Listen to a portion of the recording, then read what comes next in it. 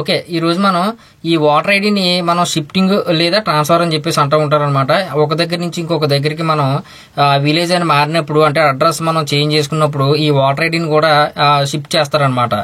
చాలా మంది ఏం చేస్తూ ఉంటారంటే ఇదే ప్రాసెస్ లో డిలీట్ చేసి అక్కడికి ట్రాన్స్ఫర్ చేస్తారనమాట. అలా చేయొద్దు. అంటే డిలీట్ చేసిన తర్వాత మళ్ళీ అక్కడ కొత్తగా పెట్టుకుంటారు చాలా మంది. అలా అయితే చేయొద్దు.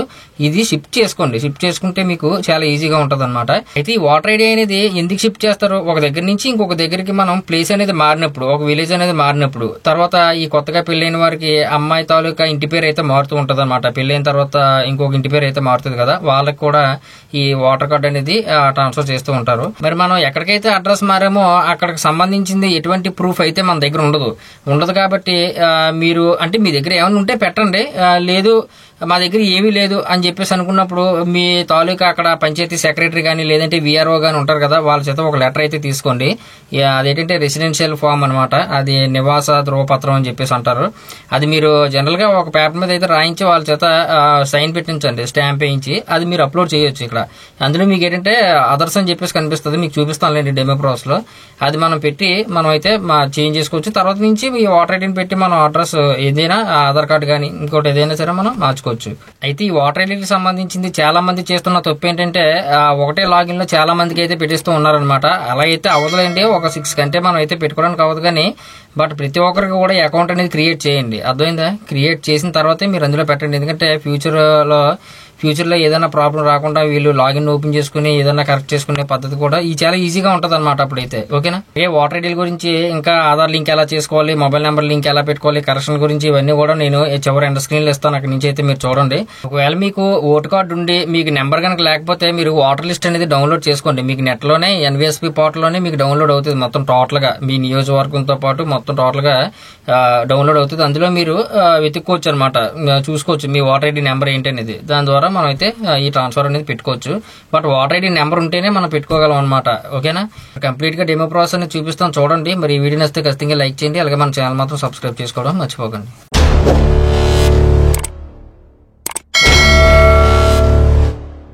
ఓకే, ఓటర్ ఐడికి సంబంధించింది ఏ సర్వీస్ చేయాలన్నా సరే మీరు మోజిల్లా ఫైర్ ఫాక్స్ లో అయితే చేయండి. గూగుల్ క్రోమ్ లో ఏంటంటే అక్కడ మనకి తెలుగులో ట్రాన్సాక్షన్ అయ్యేటప్పుడు కొద్దిగా స్పెల్లింగ్ మిస్టేక్స్ అయితే వస్తున్నాయి అనమాట.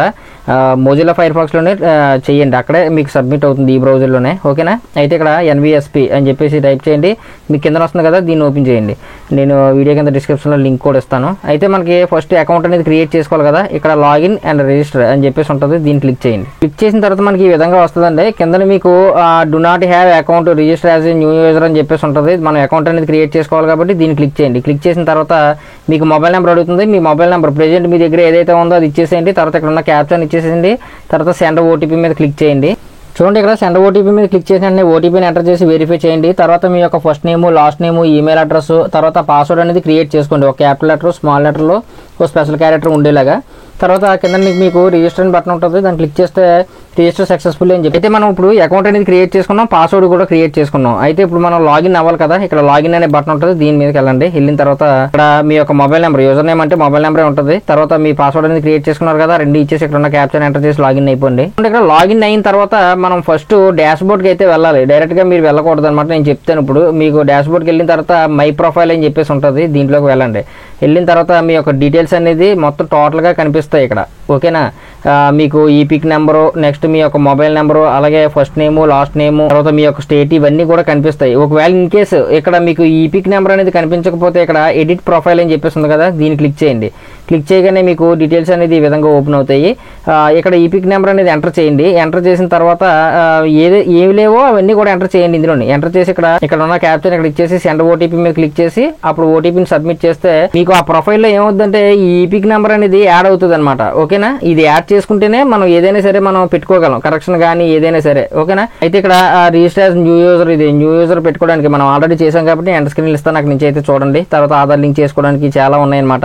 అయితే మనకి ఈ ఆప్షన్ ఉంది కదా, అప్లికేషన్ ఫర్ కరెక్షన్ షిఫ్టింగ్. అయితే మనం ఇప్పుడు షిఫ్టింగ్ అనేది చేస్తున్నాం, ట్రాన్స్ఫర్ చేస్తున్నాం అనమాట ఒక దగ్గర నుంచి ఇంకో దగ్గరికి.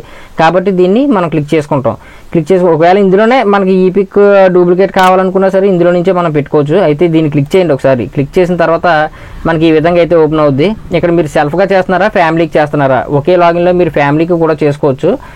అయితే అది మీ ఇష్టం. మీరు సెల్ఫ్ అయితే సెల్ఫ్, ఫ్యామిలీ అయితే ఫ్యామిలీ అని చెప్పేసి మీరైతే టిక్ మార్క్ చేసుకొని నెక్స్ట్ అనే బటన్ క్లిక్ చేయండి. క్లిక్ చేయగానే మనకి ఈ విధంగా అయితే ఓపెన్ అవుద్ది. ఐ సబ్మిట్ అప్లికేషన్ ఫర్ అని చెప్పేసి అయితే అడుగుతున్నారు. ఇక్కడ షిఫ్టింగ్ ఆఫ్ రెసిడెన్స్ అని చెప్పేసి టిక్ మార్క్ చేసుకోండి. ఎందుకంటే మనం దాని గురించి ఈరోజు వీడియో అయితే చేద్దాం కాబట్టి. ఒకవేళ కరెక్షన్ అయితే ఇది టిక్ మార్క్ చేసుకుంటారు. ఒకవేళ మీకు రీప్లేస్మెంట్ ఈ పిక్ వితౌట్ కరెక్షన్ అంటే కరెక్షన్ లేకుండా మీకు రీప్లేస్మెంట్ మీకు ఈపీ కార్డ్ అనేది కావాలని చెప్పేసి అయితే అడుగుతున్నారు. ఒకవేళ ఇదైతే ఇది టిక్ మార్క్ చేసుకోండి. మీ ఇష్టం. ఓకేనా, నేనైతే షిఫ్టింగ్ గురించి చెప్తున్నాను కాబట్టి దీన్ని క్లిక్ చేసుకుంటున్నాను.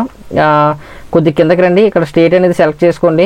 తర్వాత ఇక్కడ మీ యొక్క డిస్ట్రిక్ట్ కొత్త జిల్లాలు అయితే మనకు కనబడుతున్నాయి కాబట్టి కొత్త జిల్లాలు అయితే అప్డేట్ అయ్యాయి ఇందులోనే, అదే పెట్టేసుకోండి. తర్వాత మీ కాన్సిస్టెన్సీ మీ యొక్క నియోజకవర్గం ఏదైతే అది పెట్టేసుకోండి. చూడండి మీ అప్లికెంట్ డీటెయిల్స్ అనేది ఆటోమేటిక్గా తీసుకుంటుంది. ఎందుకంటే మనం ప్రొఫైల్లోనే ఈపిక్ నెంబర్ అనేది యాడ్ చేసాం కదా, దానివల్ల మన వాటర్ ఐడిలో డేటాబేస్ ప్రకారంగా మనకి తీసేసుకుంటుంది. అర్థమైందా?